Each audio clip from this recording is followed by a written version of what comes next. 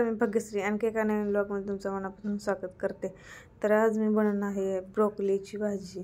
तर ब्रोकोली हा प्रोटीनयुक्त असतो, खाण्यासाठी खूप चांगला राहतो। तर तेच आज भाजी बनवणार आहे त्याची। तर इथे घेतलेले मी कोथिंबीर, अद्रक, धने, जिरे, किचन किंग मसाला, अद्रक, लसूण, खोबरं, हळद आणि काळं तिखट घेतलेले। तर आता आपण आहे ना धने, जिरे, कोथिंबीर मिक्सरमधून काढून घेऊया आधी। आता हे मिक्सरमधून काढून घेतलेलं आहे।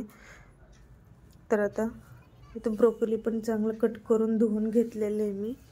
त्यात किडे वगैरे असले तर बघायचं आणि धुवून घ्यायचं। त्यानंतर इथं कढई ठेवलेली आहे तापत, त्यात तेल टाकून घेतलं मी आणि ती ब्रोकोली आधी 3-4 मिनटं ह्याच्यामध्ये असं परतून भाजून घ्यायचं। मग त्याचा कच्चटपणा निघून जाईपर्यंत भाजून घ्यायचं। त्यानंतर आणखी कढईमध्ये मी तेल टाकून घेतलं आणि आपण जी पेस्ट करून घेतली होती धने, जिरे आणि कोथिंबीर आणि अद्रक, तर ते ह्याच्यामध्ये टाकले आता मी तेलामध्ये। तर ते पण चांगलं परतून घ्यायचं आता। त्यानंतर अद्रक, लसूण आणि खोबरं ते पण टाकून घेतले, चांगलं परतून घ्यायचं ते।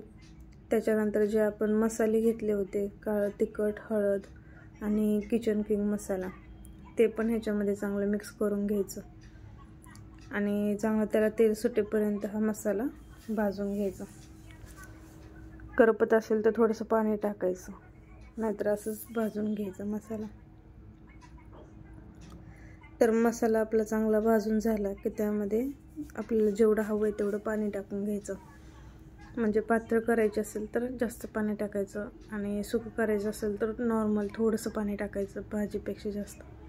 आणि त्यानंतर ह्याच्यामध्ये ती ब्रोकोली टाकून घ्यायची आणि त्यामध्ये ना शेंगदाण्याचं कूट आणि नंतर मीठ टाकून घ्यायचं चवीपुरतं आणि बारीक गॅसवरती 10 मिनटं शिजू द्यायची भाजी। खायला पण खूप टेस्टी लागते आणि ब्रोकोली शरीरासाठी पण खूप छान आहे। आपला जो पांढरा फ्लावर भेटतो त्याच्यापेक्षा हा ब्रोकोली चांगला खाण्यासाठी आणि खूप प्रोटीन पण असते त्याच्यामध्ये।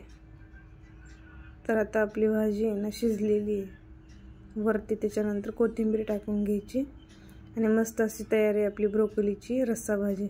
कशी वाटली रेसिपी नक्की कमेंटमध्ये सांगा आणि चॅनलवर नवीन असाल तर सबस्क्राईब करायला विसरू नका।